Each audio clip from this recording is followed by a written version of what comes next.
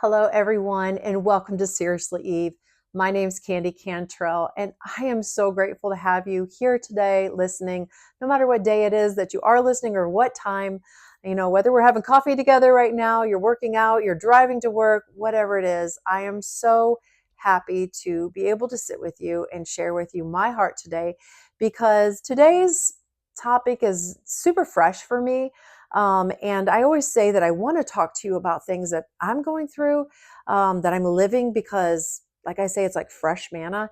It's not something that's gone stale. It's very relevant. And I feel like in those times of maybe even brokenness, it's easy for you to be able to feel my spirit and to tell where I'm coming at, even in the times where I'm not right. Sometimes I'm wrong. I still want to share those times with you because there's always a lesson to be learned in all of it. So today we're going to be talking about when the flesh is louder than the spirit. And I have just been in a time, like I told you, we are going through this breaking time right now of God, just break everything in me and humble me, teach me. And that's not always pain free.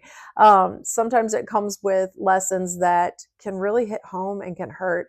But I want to share with you some things that I have learned through this time frame over the last couple of months of just God teaching me. And one is that sometimes my flesh gets a lot louder than the spirit. I can't hear God because I'm so caught up in my life and what I'm going through that I'm just, I don't know, deaf ears to maybe what it is he has to say.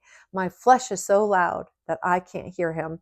And this morning I was in my prayer closet and I'm just like, God, help me to be able to make this relatable for people to understand. So it's not just that I'm talking about a situation I'm going through, that it can be something that can relate to pretty much anything and everything you might be facing in your life, you have faced, or you may need to hear this because you're about to face something.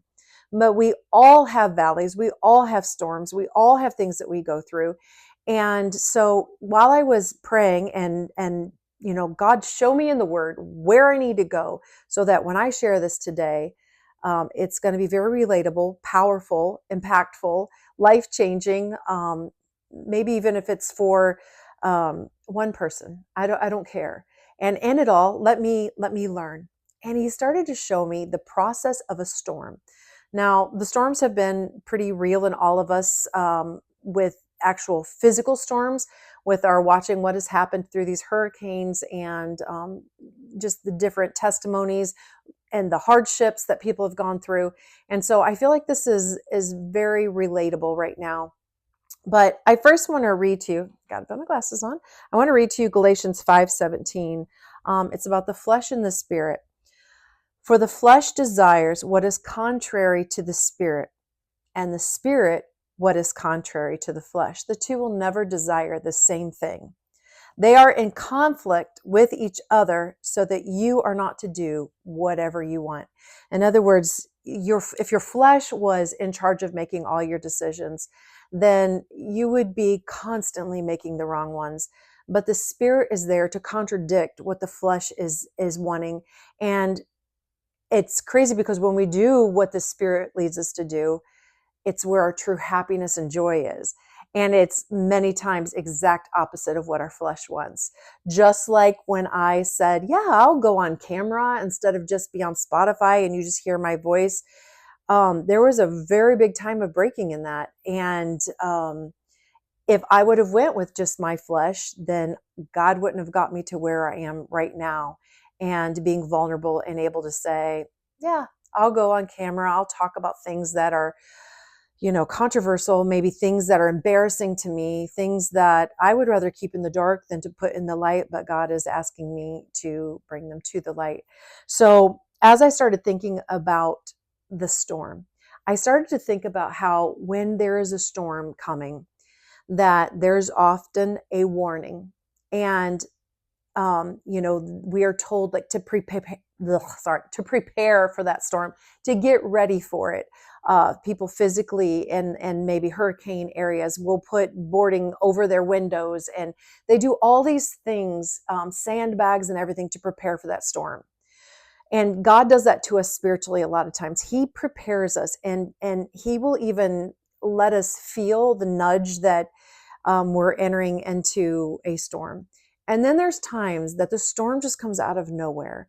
We've seen that in North Carolina. They didn't get the proper warning, and so they were bombarded with a storm that was life threatening, that brought so much damage, and they didn't get to have those precautions to be ready. So there's also those storms in life that will come to us, and even though we didn't get the alert, like here it comes, we need to be now we're taking this in a spiritual sense, we need to be prepared for a storm that could come at any time, whether there's a warning or there's not. And so I started to think of it in that way. And then I was like, as I started thinking about how those warnings and precautions come, I know that there's sometimes I have been just nudged by God to start a fast. And I sometimes will fight it. Maybe he'll tell me what he wants me to fast, and I'll fight like, well, could we just do this or the other? So maybe he gives me that storm warning, but I will buck it. And then sometimes I will do it. My flesh isn't so loud. I can hear the spirit, and I will do it. And I will take that warning, and I will do that fast. Sometimes there's things in my life that I've seen in the past where maybe sin or temptation was so loud that I didn't hear his warnings. It can be just simple temptations of, social media, scrolling too much. And then maybe it's that show. Maybe you watch a show, and then there's a nudge in your spirit, like, I don't think you need to watch this. Maybe you don't see anything wrong with it, but there is something about this that I don't want you to watch. A couple weeks ago, my husband, there's nothing sexier than a godly man. Let me just say, for every woman who agrees, put that in the comment if you feel like it. But my husband, it was the next day, and he said, I don't think we need to watch that show anymore. We had just started this series, and I was so proud of him because I kind of felt that nudge too, but the nudge wasn't strong enough for me to maybe have said no, but for the spiritual head of my house to have said it, I was like, thank you, God. Thank you for speaking to my husband, but also thank you for speaking to my husband because that's sexy. There is, for all you men out there who think that it's not sexy to, be a man of God. Let me tell you, it is to your wife. She will find it very attractive to make those godly decisions in your home. So, sometimes it can be just in a warning, a simple thing like that. It could be in a friendship or a group, maybe that you're a part of, or that you hang out with. Maybe it's that bowling league, or who knows. And God's just giving you that little bit of a nudge, like, hey, I don't think this is good for you. So it's your place then to either act on that warning, or to let it keep going, and then you may find yourself in a storm. But there are also times, like I said, that things come into our life. We live in a sinful world. Things happen that we aren't prepared to handle sometimes. We don't know how, every day that we wake up, we should be thanking God that we are still alive, because we're not promised tomorrow. We don't know what the future holds. So a storm like that could come out of just nowhere, and you aren't ready for it. And there can be so much wreckage and damage. But the thing is if you have your relationship with God strong and firm, those storms that come unexpected are so much easier to go through, because you are strong in your walk with God. And I started to think about, even my son-in-law just preached a sermon that I was listening to, and he was talking about the disobedience of Jonah and why he was disobedient, why he didn't want to go to Nineveh. God called him there, and his reasons for going were really bad.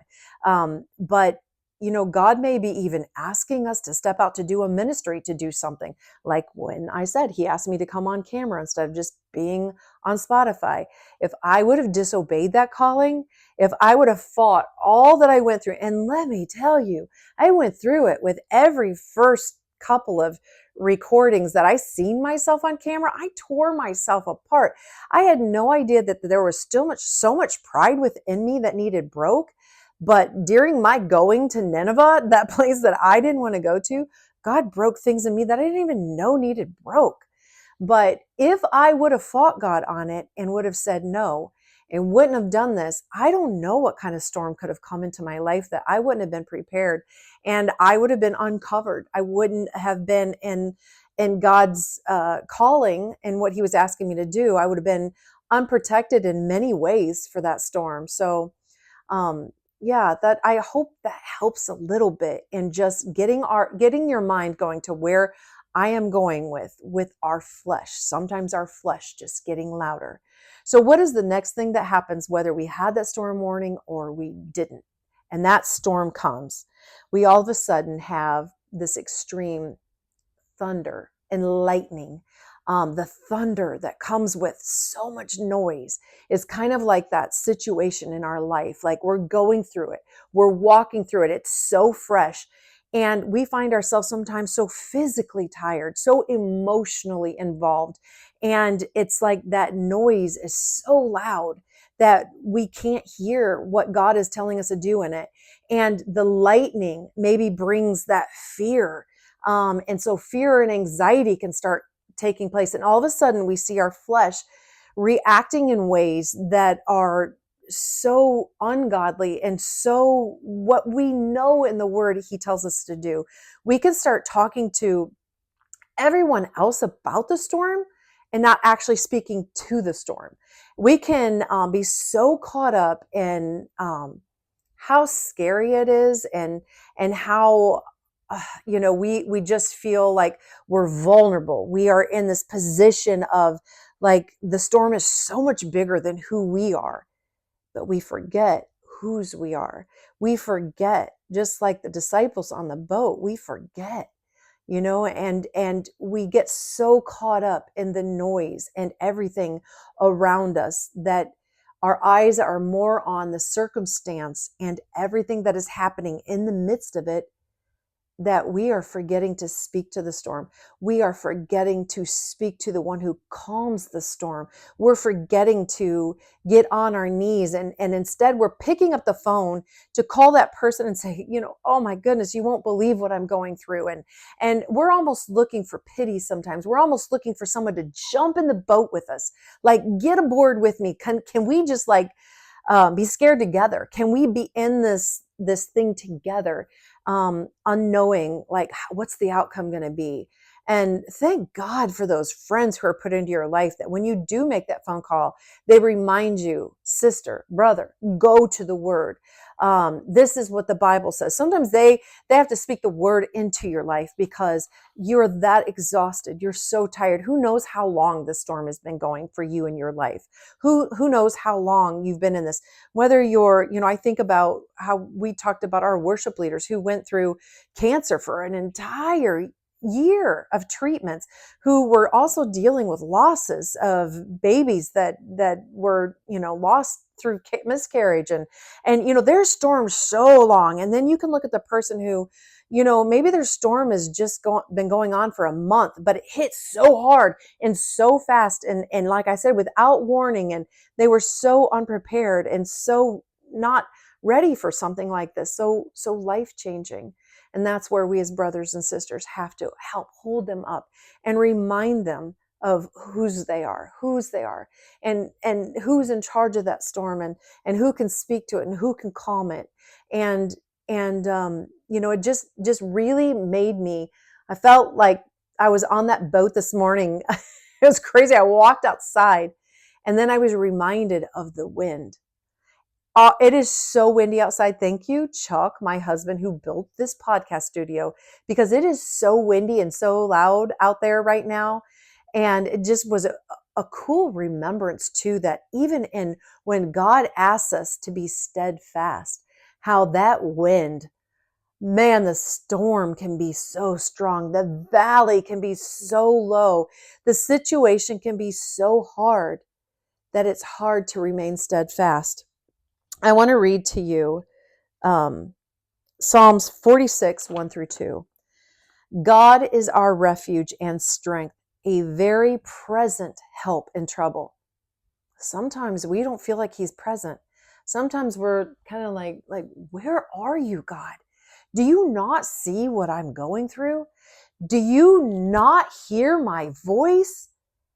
How is it I lost my loved one when I was believing for a miracle, when I was believing that he would be healed or she would be healed? How is it I lost that job that I was determined you blessed me with? How was it I lost my spouse to a divorce? I was certain when we made those vows that we loved each other and that it would be for forever. How is it that here I am? And where are you? Where are you? I can't feel you. And the reason that we can't feel him is because the flesh is so loud. The pain is so hard. The circumstance is so dark that it's so hard to see the light. It's so hard to see what's on the other side of it. We may feel like people have come against us. We may feel so alone. We may feel like that brother or sister that we had hoped would be there during the storm isn't there. We don't know what they're going through and their circumstances and what trouble or tribulation they're going through. But it's during those times that we have to remember God is our refuge and our strength, a very present help in trouble. Even when we can't see, hear, or feel, he is there. Therefore, we will not fear, though the earth gives way, though the storm's loud, we hear it, we see the lightning, we hear the thunder, we see the damage, we see it. Though the mountains be moved into the heart of the sea, that is how powerful he is. He is there for us in that very hard time of trouble. No matter what it looks like, no matter what the circumstance is, no matter the doctor's report, no matter how hard we have been at battle and at war with this thing, and we feel like we should be at the other side of it. During that storm, he's teaching us something. During that valley, he is teaching us something. Whether it's that what we're going through is because we live in a sinful world and life happens, whether it's that we open the door for the enemy and the enemy has come in full blown and, we have left all the windows open in our house because of things that we're doing, and here comes the enemy. Or whether it's just something that God is growing you through. It is so hard sometimes to see that, but he will work good out of every situation if you hand it over to him, if you start to speak to him, the one who can calm the storm. If you start to speak to the storm, if you stand steadfast on what it is the word is offering you and telling you, God is the same yesterday, today, and forever. He is never through what we see in the word has he failed us, even in our time of trouble when we feel like he has. And when I started to think about that, how we really have to look at what we're going through, we have to evaluate, is it something that I opened up? Did I let this thing go too long? Did I not adhere to his warnings? Did I not listen to him? Did I not go to Nineveh? Did I fight what it is that God told me to do? You have to study the storm.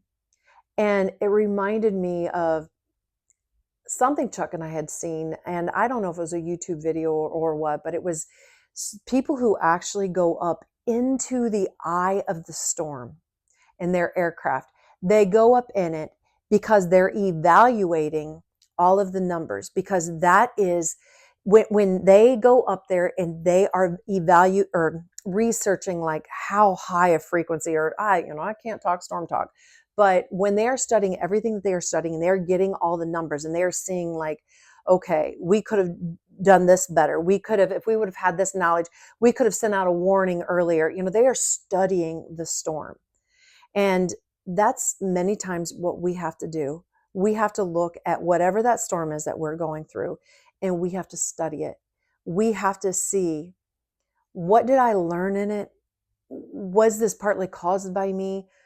Um, did I react right? Did I run to the Father? Did I really speak to the storm, or did I talk to everybody else? If there was other people involved, did I react right? Did I show love? Did I show the love of Jesus?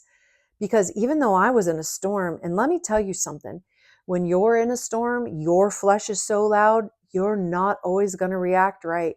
You're going to find days that I'm going to look back at my storm, an emotional basket case. You're not reacting right because you're tired. You're exhausted. You're moved by the things of the flesh. You are hurt deep. Um, there's so many things that can play into it, but it's so important for you to look at it, because in order for us to be prepared and equipped for the next storm, we have to evaluate the storm that we're in. We have to look at it. And when we really study it and we look to see, like I'm going to throw myself under there and use my personal examples. In this current storm, seen that I talked too much. I had days where I should have just shut myself in my room with the word. I reacted in pain. I was torn between what was God speaking and what was flesh, because my emotions were all over the board. It was just like popcorn popping. The feelings were just, so many different aspects of feelings involved that I couldn't even get control of getting the popcorn to stop popping. Like, it just was going crazy in my flesh. And so I'm evaluating my current storm so that when the next one comes, even if I didn't get a warning, even if it came unexpected, my reaction in the storm will be different. I'm journaling through this, and I'm doing an inventory of, okay, this is what I could have done better. This is what I could have boarded up the windows better. I could have took heed to when God gave me a warning early. I could have been more obedient, and instead I let maybe pride or flesh fight. And so what did it do? It made my storm last longer. It made my storm more confusing. It made my circumstances be louder and my flesh be louder than the spirit. So there's a definite need to inventory the storm, to learn the storm, to get educated on the storm. And just like those storm trackers, I mean, people literally chase tornadoes to learn about them, to learn about the way that they rotate and they do it, they learn the enemy, so that when the enemy comes again, they can better warn people that the enemy is on its way. And they can know the strength of the enemy by the way that the enemy is acting. And that too is important. We need to know our enemy. So often as Christians, we just want to think about all of the good, fluffy stuff, the, angels and everything that is godly and holy. And we want to forget about the fact that not only is there a heaven, there is a hell, that not only is there a God, there is also Satan, and he is out to devour you. And, I was thinking this morning about this, about how when you step out to do things for God, the enemy hates it. And I thought, it's really hard to like encourage people sometimes, like, hey, you should step out in ministry because, there's so many great rewards from it, but also like the fine print that comes with the prescription bottle. Sometimes there is also chances of blah, blah, blah, blah, which is you better be equipped, because the enemy he's coming for you. And I thought, wow, how hard that is to encourage people. And this morning, as I was thinking about it, I was like, there are people who run into fires to save lives. There are people who serve on our military forces that are willing to be at gunpoint. They're willing to put themselves in the spot of bombs hitting to do it for our freedom. There are nurses and doctors who are serving, and I think of during the epidemic when they were exposing themselves to anything and everything to help save lives. And I think about all the things that we don't, whether it's, you think about them, the people who are working in electric, who are going and helping with the storms. People get electrocuted all the time, working in even positions like that. Driving an ambulance. Just there's so many things that put people in their careers in a position of danger, and they're out to save lives here on earth. Where when God calls you, and we are so grateful for all that. Thank you to every person who puts their life out there to help save us. Teachers who put themselves in danger and are teaching our children. I know there's so many things I could mention. So to all of you, thank you. But yet we as Christians don't want to put ourselves in a position where the enemy could attack us, but we're working for eternal life. For every person who, I can sit there and be like, oh gosh, this is so hard, Lord, why have you called me to do this? And I have had, I don't want this to sound prideful when I say this, but just an example. I've had some people step forward over the past couple of weeks that have said, I listened to your episode and it changed my life. I'm not saying that their life is going to be changed to where they're going to serve God for the rest of their life. But just in those words of knowing it made an impact, to think that possibly someone, even if it's one person, could give their life to the Lord and live eternally because of this ministry. I should never, ever have those doubts of, in the midst of my storm, is this worth it? Is this really worth it?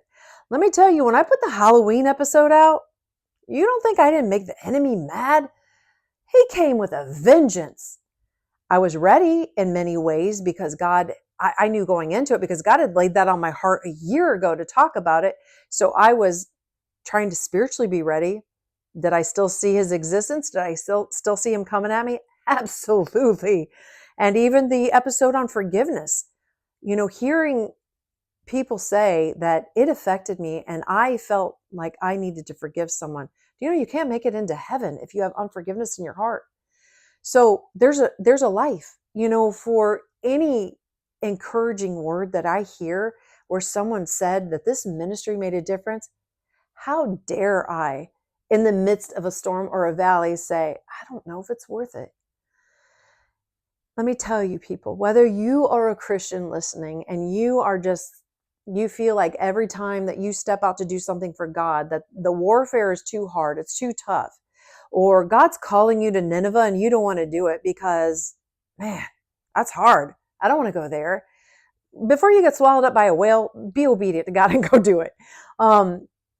Maybe you're the person who hasn't given your life to the Lord. Maybe you're in the middle of a huge storm and you feel like you don't have anyone to go to. You don't have someone. I'm telling you that God is there to be your refuge. He is there to help you. And for those of you who are Christians who are going through the storm, look at your storm, evaluate it, look at what maybe you're learning through it, but know that on the other side of it is your testimony. On the other side of it, God will do something amazing with it. You just have to turn to him. You have to turn to the one who can calm the storm. You have to get on your knees. You have to pray. And for all those things that maybe you're looking at your storm and you're like, I did that wrong. Maybe something I said today just kind of nudged you to like, yeah, okay, maybe I shouldn't have done this. Or maybe the unforgiveness is keeping me from getting out of my storm. Evaluate your storm, learn your storm. Try to look at what God's teaching you through it. Give it to him. Ask him to help you. And then when that next storm comes, maybe you'll get that warning. Maybe you'll get that nudge. Maybe you'll get that feeling that it's coming and you'll buckle up and prepare more and make sure you've, anchored your windows and put out your sandbags and done everything you need to do spiritually. Or maybe for that storm that comes with absolutely no warning, you'll be better prepared for it. You'll be better prepared because you have gone to the Father. You have learned his promises through his word and through prayer and praise and worship. Let me tell you, I am a worship leader. And through this storm, so often the one thing I put aside was praise and worship. Like, what is with that? I know how praise and worship brings down walls. It's in the Bible. I know how it's my defense. And there was days that I just chose not to for whatever reason. And maybe it's just so when I got to the evaluation part, I can sit there and look at it and like, well, this is something I need to learn and I need to teach and I need to make sure that this never happens again. I don't know, but I'm going to take it all.